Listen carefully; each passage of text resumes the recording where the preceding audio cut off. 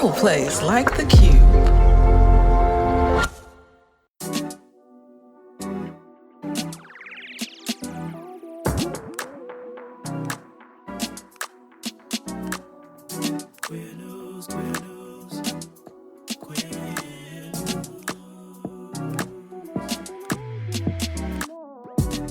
Family, this is your favorite queer radio personality, Anna Deshawn, and this is Queer News, your favorite weekly news pod where race and sexuality meet politics, culture, and entertainment. I want to tell the people that visibility is about showing up. Unity is about supporting others, even when it's not near and dear to your cause, because it affects us all. And don't just show up for the National Trans Visibility Walk. Show up all year. Show up when we're not around. This is important. This is lives on the line. This is human lives. We are human. So show up 24/7. Don't just show up for show. Did you catch the message? Huh? That was Zahara Bassett, founder and CEO of Life is Work, and Regina Livingston, executive director and founder of Unspoken Treasure Society. I encourage you to listen, family, to last week's episode where I brought the voices from World Pride to the pod, from the National Trans Visibility March and the International Rally and March on Washington for Freedom. It's good. It's really good and worth the listen. QCrew, what's going on? Thank you for your continued commitment to helping me sustain this podcast. Truly, thank you. QCrew, you have to cover the cost of our editor, Ryan, who I quite literally couldn't do this podcast without. So if you believe in the work we do, if you believe LGBTQ stories need to be amplified, and if you love and respect how I report on the news and tell our stories, join the QCrew. A link is in the show notes. And family, do you have a local story not getting enough amplification? A queer organization other folks should know about? A song coming out? Send in a queer news tip. I love hearing about all of them, and there's so much that just never makes a blog, never makes front page stories. But right here on Queer News is a top story. Info on how to submit a queer news tip is in the show notes. Now for the news.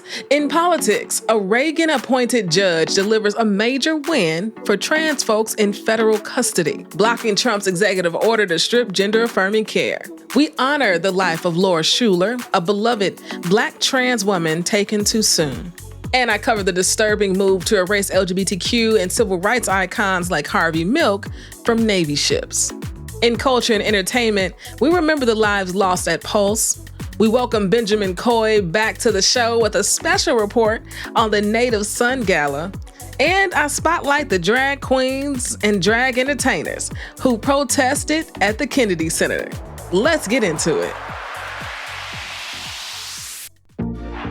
Family, let's start off with some good political news, huh? Early this month, a federal judge told the Trump administration not today. Judge Royce Lamberth, who, by the way, was appointed by Reagan nonetheless, ruled that the U.S. Bureau of Prisons must continue providing gender-affirming care and social accommodations to transgender inmates. Now, this is in face and despite of Trump's executive order to end it. Yeah, you know, one of his many executive orders he signed on day one, when he got back in office, banning federal funds from being used for things like hormone therapy and even feminine clothing or hair removal tools. Well, let me tell y'all, Judge Lamberth has granted a request for this preliminary injunction brought by 3 trans inmates who have been diagnosed with gender dysphoria. Can you imagine the courage it took for those 3 trans inmates to file that lawsuit with the ACLU? Let me tell you, this ruling by the judge protects over 2,000 trans folks currently in federal custody.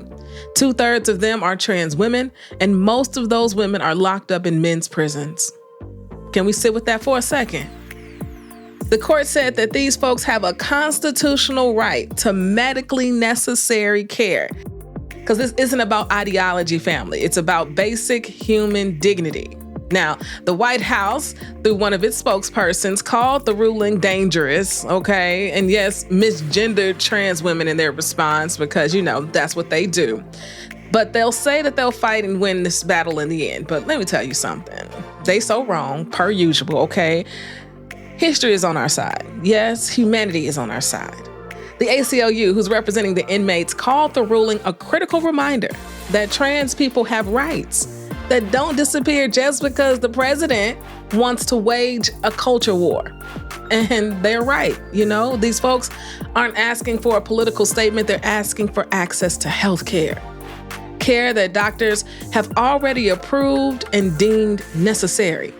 Judge Lambreth didn't just push back family, he pushed back hard. He wrote that the government can't just strip away medical care without reason, without evidence, and without regard for the Constitution. And honestly, it is refreshing to see a Reagan-appointed judge write something as powerful as this.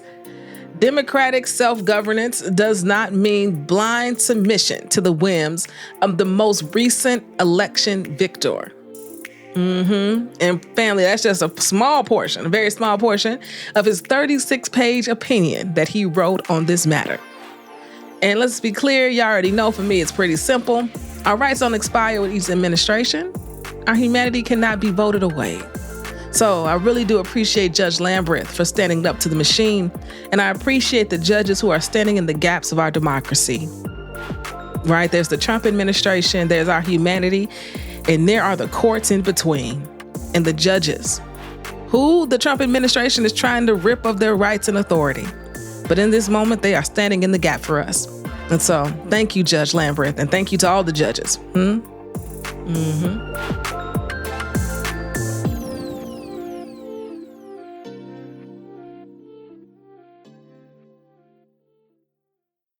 Laura Schueler, we speak your name today. On June 7th, Laura, a 47-year-old Black trans woman, was found shot to death in Cincinnati, Ohio, just yards away from her home. The Cincinnati Police Department are investigating, but no arrests have been made. It's not clear if they have any leads either. They are urging anyone with information to contact Crime Stoppers, which is an anonymous line and could come with some compensation, at 513-352-3040. That's 513-352-3040. Laura's family and friends organized a vigil at the spot where Laura was found, lighting candles and sharing their memories of her. Her close friend, Tyson Carter, said, "Laura was the Beyonce of our city. She knew how to dress. She was respected. You put out the red carpet when you see Miss Laura." Another close friend, DeWhitney Tiger Hankins, said, "I'm just heartbroken. She was one of a kind." Now, her family and friends do believe she was running for her life and that she was probably targeted because she's trans. And family, you already know that context is not hard to believe at all. We send our love to Laura's family and friends as they grieve her during this time. Seems like from the Facebook posts and the messages that were sent, Cincinnati has lost a big part of their community. And we're sending them so much love right now. Now, in more political news, Defense Secretary Pete Hegseth, the one that keeps starting signal chats with people who are not in the Defense Department. Yeah, sharing secrets on a Signal app. Yeah, him. Him and his team are rolling out name changes to Navy ships, including one name for Harvey Milk. He claims it is to support Trump's plan to bring back that quote, unquote, warrior ethos to the military. Whatever in the world that means. Harvey Milk, of course, the first out gay elected official of California who was assassinated at his political office in 1978. Milk is an LGBTQ icon. But you may not know this, he was also in the Navy Reserves. He served for 4 years and was an officer in the Korean War until he was outed and had to account for his quote-unquote homosexual behavior. They gave him 2 options. It was either to resign or be court-martialed. He decided to resign. And he's not the only civil rights icon whose name is on the roll. They are looking to rename ships for Cesar Chavez, Medgar Evers, Ruth Bader Ginsburg, Dolores Hunter, Thurgood Marshall, Lucy Stone, and Harriet Tubman. Now, House Democrats have introduced a bill that would block these name changes, but it's unlikely to pass considering Republicans are in the majority. Former Speaker of the House and Democrat Nancy Pelosi, who represents San Francisco, said, quote, "Our military is the most powerful in the world. But this spiteful move does not strengthen our national security or the, quote, warrior ethos. Instead, it is a surrender of a fundamental American value to honor the legacy of those who worked to build a better country. And for me, it is truly that simple, family. They can work to change these names, but they can't erase us. We resist, okay? Because we won't allow them to do it. We'll never stop telling our stories. We'll never allow them to forget we've always been here, right? Right. Now I think it's a perfect time to take a quick break. And when we get back, we'll jump into culture and entertainment.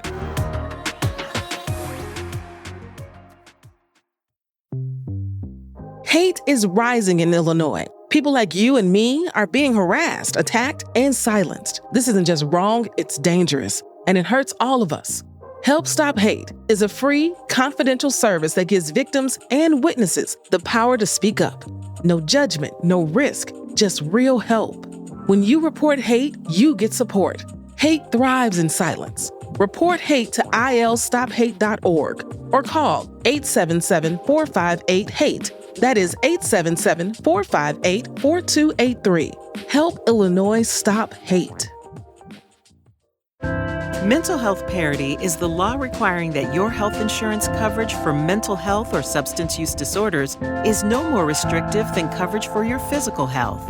Learn more about mental health parity laws at getcoveredillinois.gov. Howard Brown is excited to launch a new monthly outreach initiative at the South Shore Library. That's right, on the south side of Chicago. Starting on June 26th, you can visit the South Shore Library to get a free HIV and STI screening every single month. Blood pressure and diabetes screenings, as well as name change support and linkages to care are also provided on a rotating schedule. Allow your screening to be a pathway to long-term access to care. We've got to take care of ourselves, family. For more information, visit howardbrown.org. Family, welcome back to the show. Now let's jump into some culture and entertainment. June 12th marked the 9th anniversary of the Pulse Nightclub mass shooting that took the lives of 49 of our siblings. At the time, it marked the deadliest mass shooting in U.S. history and definitely the deadliest against the LGBTQ plus community.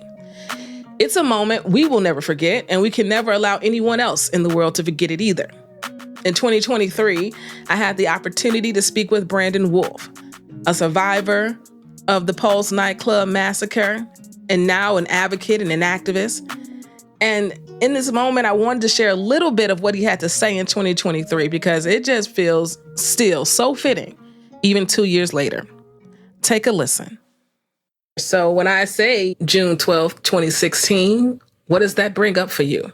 I think it won't surprise people that it's difficult to think about, even to this day, that before June 12th of 2016, I was a person in search of normal. As a queer Black man in America, I grew up wondering if the world would ever really be big enough for someone like me. I grew up in a majority white, very conservative town in rural Oregon. I have an all-white family that I was adopted into, and there was this sense of isolation from my identity from a very young age. I always felt like I had to try to be Black enough for some spaces, white enough for other spaces, and masculine enough to move through every space without fear of violence or discrimination. And really before June 12th of 2016, that was all my focus was, trying to find a place to exist in this world. And I found that in Orlando. I found that in Chosen Family. I found it in spaces like Pulse Nightclub, which are important lifelines in our communities, right? These safe spaces. I know that term comes with baggage, but the truth is they're refuges we carve out for each other. They are little places tucked away where we can hide from a world that essentially threatens violence and discrimination against us every time we walk out the door. So that was life for me before the shooting of June 12th, 2016. And after that, everything changed. So when I think about that day now, I think about the pain of losing my best friends. I think about the grief. I think about the way it shattered our community. I think about the anger that it filled me with, knowing that this country had so let down so many people. And I also think about my newfound sense of obligation and purpose, that up until that point, I didn't see my purpose being advocating for civil rights or even understanding how the political process worked. But in that moment, having the blindfold ripped from my eyes and seeing just how directly impacted we are by political inaction on gun violence, by rampant anti-LGBTQ bigotry, I understood that I had a different kind of purpose on this planet. Whew, just one moment, life is one way, and the next moment it's all changed in the blink of an eye, just like that. In Brandon's case, his deep and very personal loss has meant the entire community is better because of how he chooses to show up, how he chooses to tell his story, how he advocates. And as Equality Florida reminded us last week, we must honor them with action. We remember, we grieve, we fight. For me, the fight is absolutely gun safety, right? The political hold the NRA has on this country does not serve us. And even after tragedies like Pulse, the quote unquote common sense gun regulations like universal background checks, extreme risk protection orders or red flag laws, and safe storage are really hard to pass in any state in this country. To date, only 21 states and DC have passed red flag laws. It seems so simple to me, but there's still so much work to do.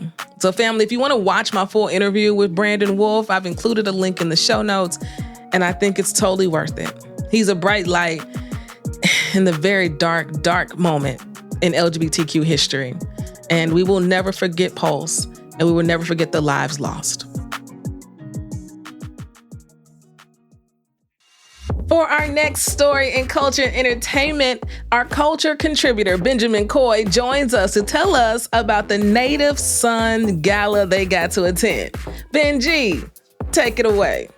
What's up, y'all? It's your boy Benjamin Coy here with a recap of the 2025 Native Son Awards. The third annual gala lit up New York City this week with a powerful celebration of Black queer brilliance. Held at the IAC building and hosted by Don Lemon, the night honored trailblazers who continue to shape culture with style, substance, and soul. Honorees included visual artist Derek Adams, choreographer Sean Bankhead, activist Phil Wilson, Tony Award-winning costume designer Paul Tazewell, Dr. David Johns, and Coleman Domingo, who received his award in an unforgettable moment presented by Vogue editor-in-chief Anna Wintour. The room was filled with love, legacy, and fashion, honey. Guests included Kaylin Allen, Cynthia Erivo, Darnell Moore, George M. Johnson, Richard Fowler, and so many more Black queer icons. Duran Bernard delivered a standout performance that had the crowd on their feet alongside a moving tribute by Deion Jones. Over $150,000 was raised to support Native Son's mission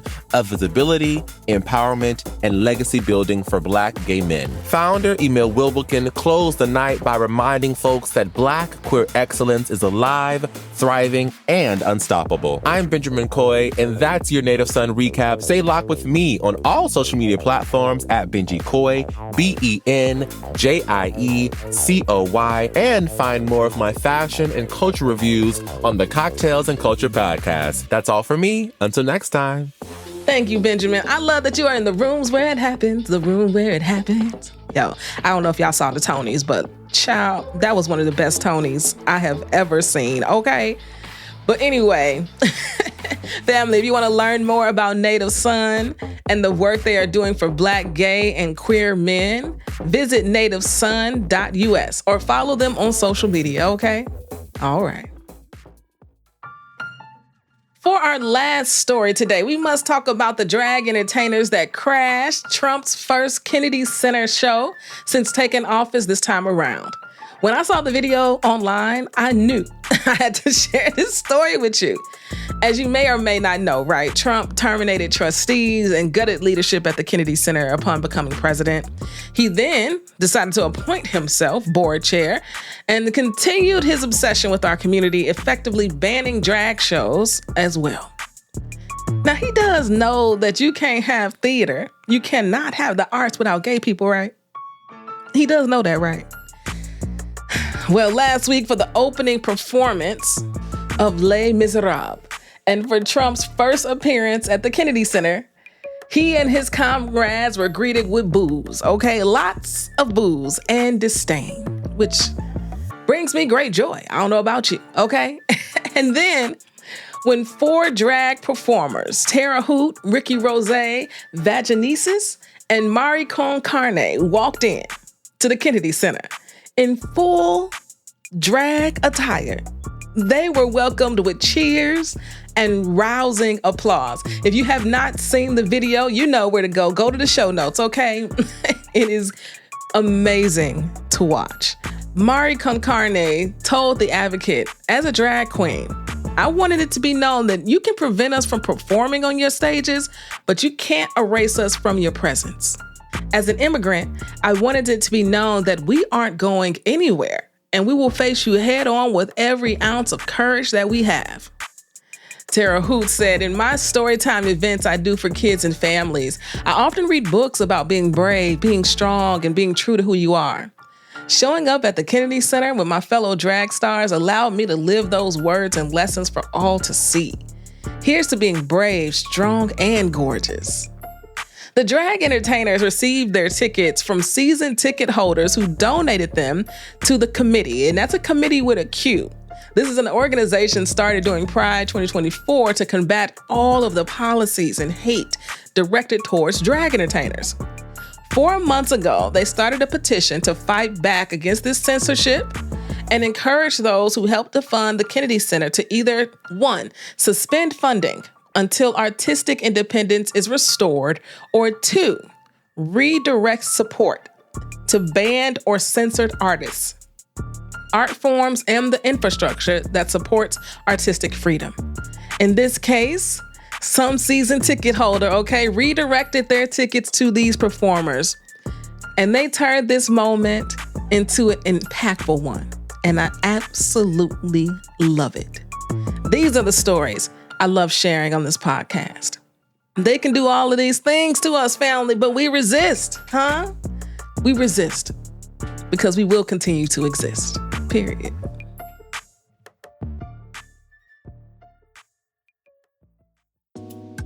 Family, you know it's that time of the show for Anna's Got a Word, because Anna's always got a word. And today my word is just balance. Balance. I don't know what that looks like for you, but for me, it's taking a break on a Wednesday when I don't have another meeting, because I know work doesn't stop just because it's Saturday and Sunday. For me, it's finding joy even in the hard things. You know, this past weekend, there was so much celebration. Celebration of Father's Day, celebration of my mother's birthday, celebration of my nephew's 18th birthday. And in the midst of all of that, we also had the loss of a longtime family friend, somebody who I believe has known me my entire life. So over 40 years passed away, and the services were at my home church. And to sit there and so many memories to continue to rush back, and all the hugs and all the love that she gave me that I don't even remember, right? You just remember how someone made you feel. And then to balance that with all the joy, right? Life is a wild ride. And I think it's incumbent on us to really think about how we remain grounded and find that balance.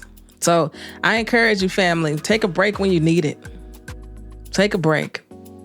Walk outside, put your feet in the grass, as Miss Major would tell us to do. And just remember that in this life, for some reason, we can't have the good without the bad. So it really is about how we choose to show up in the midst of all of it. And the challenge is to show up as our best selves, you know, even when we don't feel up to it. So family, just keep doing the best you can, okay? And keep trying to find that balance. It's worth it. Till next time, peace.